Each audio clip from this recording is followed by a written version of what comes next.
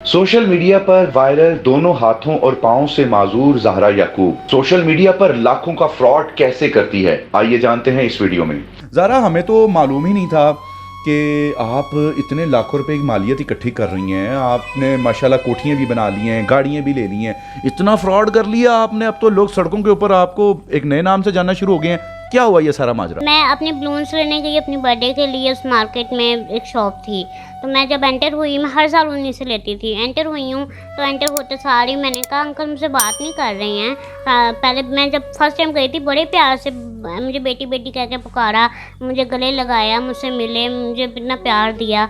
तो मैं जब एंटर हुई तो मुझे देखा तक नहीं। मामा ने पूछा कि आप भूल गए हैं? जी जी मैं भूल गया हूँ, जाएँ आप लोग। वो इतनी तेज़ी से बंदा बोला ना कि हमें कुछ समझ नहीं आई। उनका जो स्टाफ था वो कहता बहना आपने कौन से नंबर के बलून लेने हैं? मैंने कहा मुझे 1 और 5 नंबर चाहिए। तो ना कहता नहीं इनको कुछ नहीं देना, ये दोनों माँ बेटियाँ छोड़नी हैं, ये फ्रॉडन है, निकालें इन्हें बाहर। खुद आया आकर उसने बंदे ने इतनी ज़ोर से निकाला, कहता तुम लोगों ने तो लाखों का माल खाया है मेरा। वो तो अल्लाह भला करे उस बंदे का, उसने मुझे बता दिया मैंने फ़ंड जमा किया था तुम्हारे लिए। और उस बंदे ने कहा ये माँ बेटियाँ तो सालों से लोगों के पैसे चुराती आ रही हैं, अपनी बीमारी का नाम लेकर ये लोगों से फ्रॉड करती आ रही हैं, कैंसर का नाम लेकर ना कैंसर की रिपोर्ट दिखाती आ रही हैं, और किसी किसी को ट्यूमर का है, ब्रेन ट्यूमर है मुझे। तो मैं कहा अंकल आप मुझे चैट दिखाएं। कहता मेरे पास बहुत ज़्यादा चैट पड़ी हुई, मैं सब दिखाऊंगा पुलिस वालों को। मैं कहा बुला लें पुलिस साहब, बुला लें, मैं वेट कर रही हूँ। तो अंदर चला गया। उसके बाद ना मैं पापा का वेट करती रही, क्योंकि मुझे तो पता था इस बंदे ने आप अकेली थी? मामा को उसने गालियाँ दी हैं। मामा को भी गालियाँ दी हैं? बिल्कुल, मामा को उसने गंदी गालियाँ दी हैं ये कहकर। तो मामा जाहिर सी बात है हम पठान हैं, हम नहीं बर्दाश्त करते। मामा ने भी सुनाया। मामा ने कहा अब तू बाहर निकल के दिखा, मैंने तुझे छोड़ूंगी नहीं, मतलब मैं तुझे चपेट ना मारे तो मेरा नाम भी ये नहीं।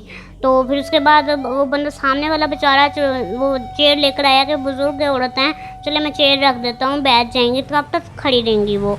तो बेचारा चेयर लेकर आया तो फिर आ गया बाहर, चल चल लेकर जा चेयर, ये दोनों माँ बेटियाँ फ्रॉडन हैं, ये हैं वो हैं। वाले साहब जब आए तो फिर क्या हुआ? उन्होंने गार्ड को बुला लिया। वो गार्ड एक यंग लड़का था, तो उसके सामने भी बदतमीजी करने लगा। मेरी तस्वीर खींच ली उस बंदे ने ना, जो ऑनर था ना गाड़ी का, जो मेरे से बदतमीजी कर रहा था ना दुकानदार, उसने मेरी तस्वीर खींच ली। कहता मैं यहाँ पे पोस्टर लगवाऊंगा इनको, और पूरा मार्केट जानती है वगैरह दोनों माँ बेटियों को। ये लफ्ज़ भी बोले? ये भी बोले, से गंदी गंदी गालियाँ भी बोली जो मैं ले भी नहीं सकती यहाँ पर। पुलिस को मौके पे बुलाया? पुलिस को मैंने कॉल की, पुलिस को 2 बड़ी कॉल की।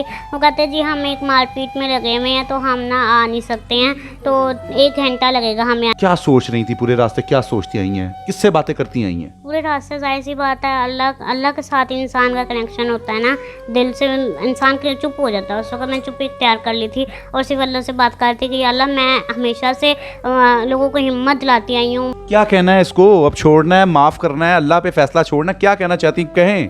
बस ये कहूँगी कि अल्लाह हिदायत दे, और अल्लाह पे छोड़ दिया मैंने। लेकिन आप लोगों को ये कहना चाहूँगी कि अगर मेरे नाम से कोई भी आपको मैसेज करता है या ये कहता है मैं ज़हरा बात कर रही हूँ, मैं बीमार हूँ, मुझे पैसों की ज़रूरत है, उसकी बातों में ना आए।